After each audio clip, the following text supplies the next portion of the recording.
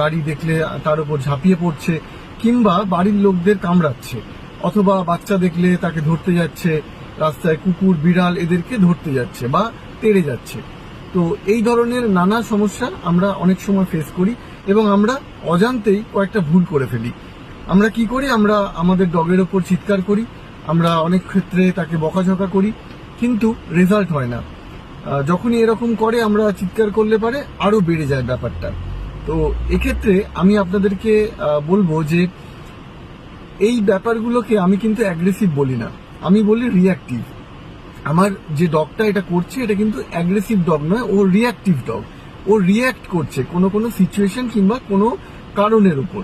তো কি করতে হবে, একটা স্ট্রাকচার্ড লাইফ দিন ওকে, আর যে কারণের জন্য ওই পার্টিকুলার বিহেভিয়ারটা ও করছে, ও যে রিয়াক্ট করছে, যেটাকে আমরা অ্যাগ্রেসিভ বা অন্য কিছু বলছি, সেই কারণগুলো ওর লাইফ থেকে সরিয়ে